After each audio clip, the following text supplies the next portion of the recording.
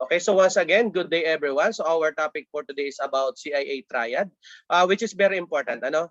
The three-letter CIA or the CIA Triad stands for, of course, confidentiality, integrity, and availability. No, the CIA Triad is a common respected model that forms the basis for the development of security systems and policies. And these are used for the identification of vulnerabilities and methods of addressing problems and creating effective solutions. So the confidentiality, integrity, and availability of information is crucial to the operation of business. And the CIA tried segment these three ideas into separate focal points. And this differentiation is helpful because it helps guide security teams as they pinpoint the different ways in which they can address each concern. So ideally, when all three standards have been met, the security profile of the organization is stronger and better equipped to handle threat incidents. Okay, to give us more details about the discussions of CIA Triad, let us welcome our presenter.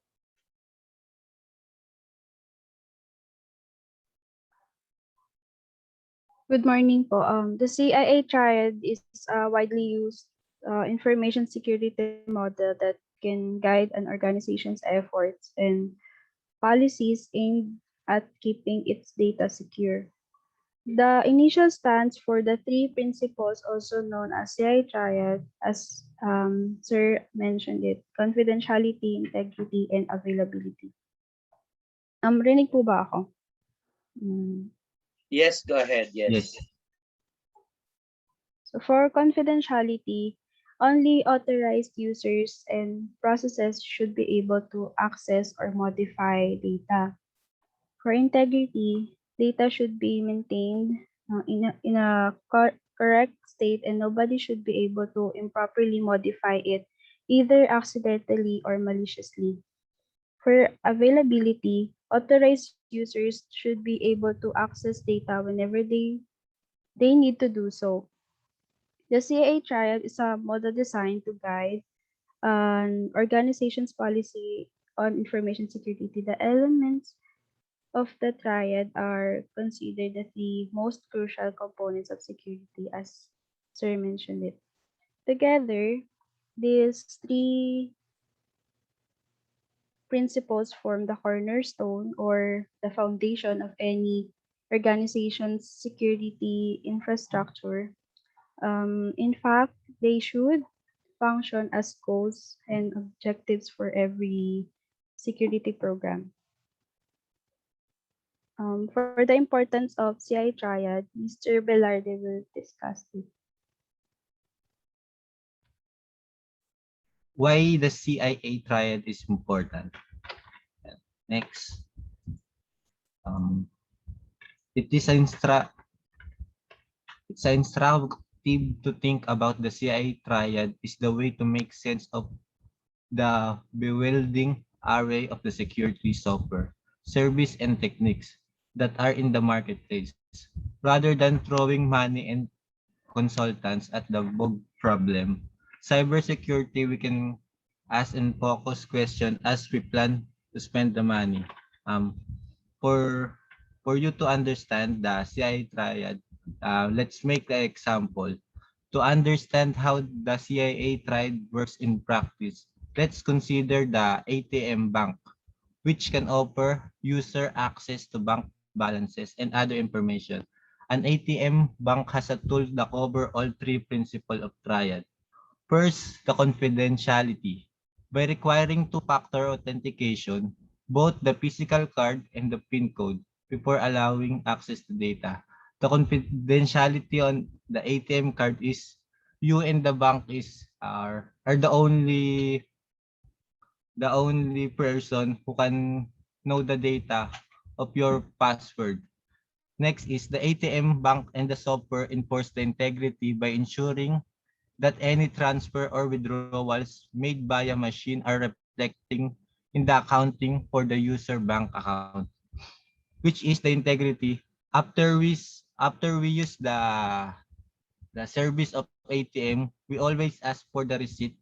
It for the receipt is it allow us to know the activity that we do, and to have a transparent in the data that or the activity we use on that bank account. Next is the machine provides availability. It because some ATM account is in the public place and accessible even when the bank branch is closed. Yes, the availability of bank or ATM machine is always open 24/7 even if the bank is closed. We can use the withdrawals or deposit some money on it. Next is next page.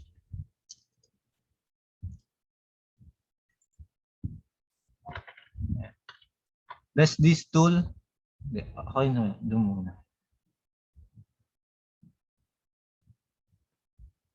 Does this tool make our information more secure? My answer is yes, because the CIA tried have a 2A, the authentications and the authorization.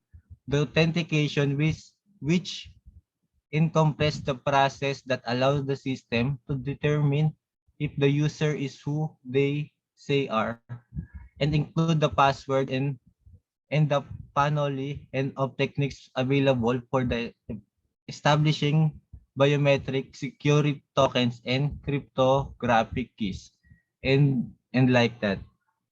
Some of that on the information is more secure by adding some biometrics on it, or just like in if you're using crypto, they are using the seed phrase for more confidential. And next is the authorization, which determines who has the right to access. Only the one who privileged to access only can use the system. And next, does this service help to ensure the integrity of our data? Um, my answer is yes, because the service will help the the end system or us to give our data more privately and secure. And next, will beefing up our infrastructure make our data more readily available for those who need? My answer is yes, because um let's example the availability of the google.com.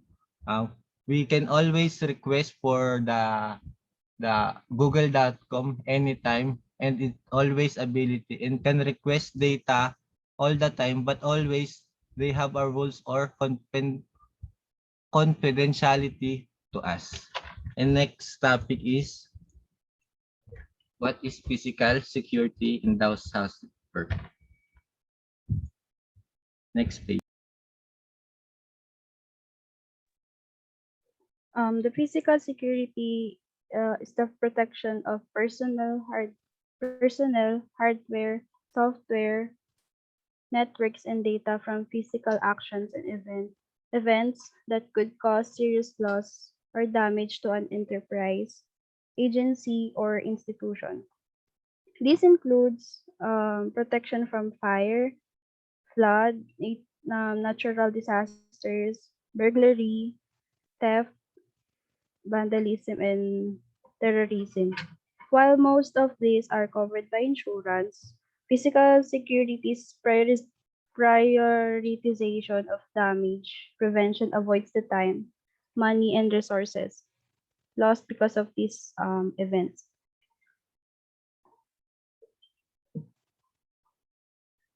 Physical security framework is made up of three main components: access control, surveillance, and testing. The success of an organization's physical security program can often be attributed to how well each of these components is implemented, improved, and maintained.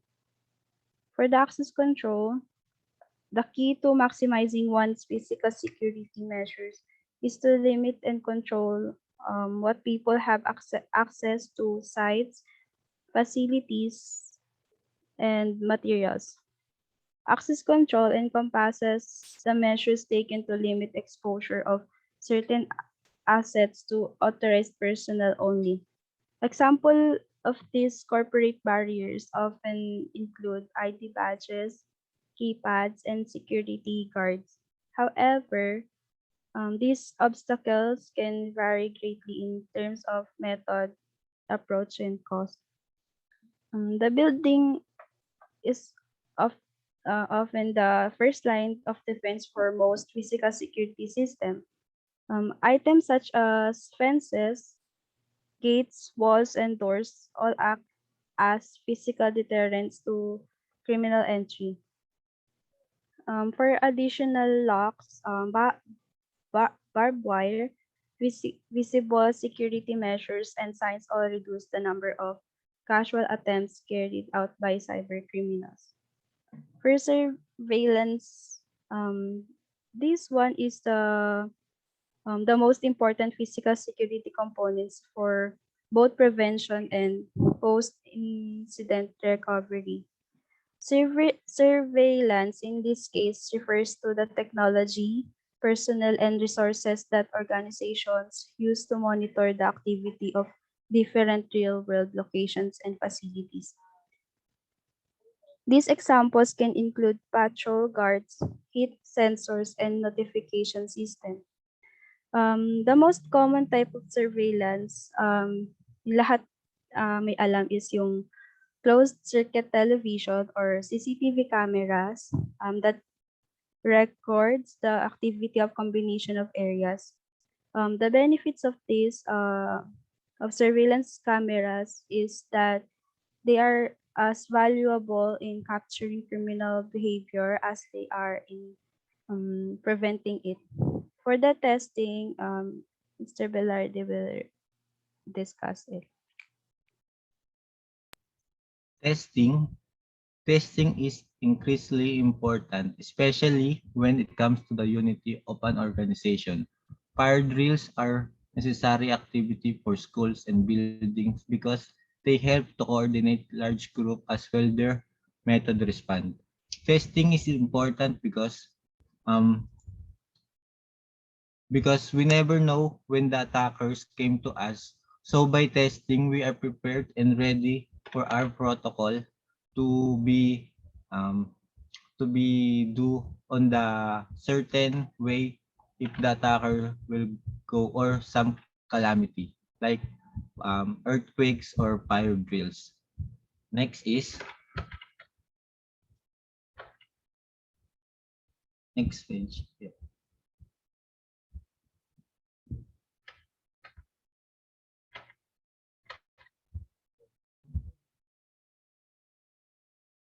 The importance of physical security. As a business become more dependent on the Internet of Things, so does the need of digital and physical security. IoT demands a significant amount of physical security to safeguard data, servers, and networks. The rising of interconnectedness of IoT has expanded to the sphere of physical security. Virtual machine and application that runs in the cloud, for example, are only as protected by physical server. Whenever organization invest in the first party or third party cloud computing service, these data centers need to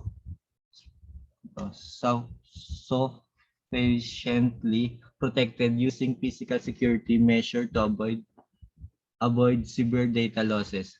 The um, to conclude the importance of physical security, we always we need always to trust on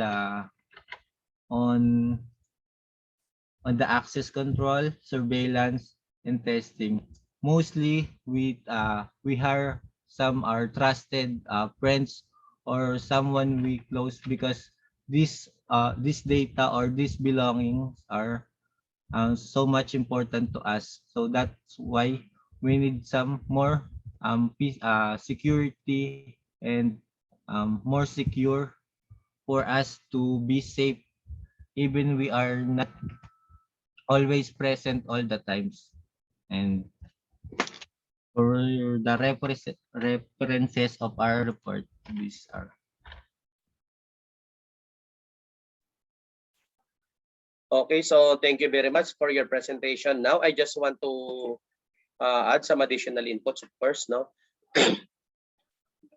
So as our presenter mentioned, no, that the CIA triads provide a simple yet comprehensive high-level checklist for the evaluation of your security procedures and tools. An effective system satisfies all three components, no, confidentiality, integrity, and availability. An information security system that is lacking in one of the three aspects of CIA triad is insufficient. The CIA triad or security triad is also valuable in assessing what went wrong and what worked after a negative incident. Let's say, for example, perhaps availability was compromised after a malware attack such as ransomware, but the system in place were still able to maintain the confidentiality of information, important information. This data can be used to address weak points and replicate successful policies and implementation. You should use the CIA triads in majority of security situations, particularly because each component is critical. However, it is particularly helpful when developing systems around data classification and managing permission and access privileges. You should also stringently employ the CIA triad when addressing the cyber vulnerabilities of your organizations. It can be a powerful tool in disrupting the cyber kill chain, which refers to the process of targeting and executing a cyber attack.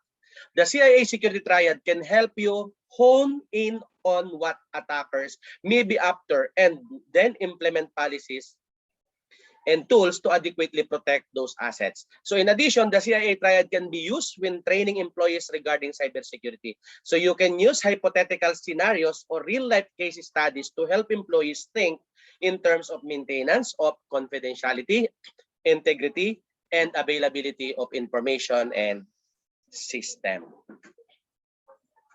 So I think that's it.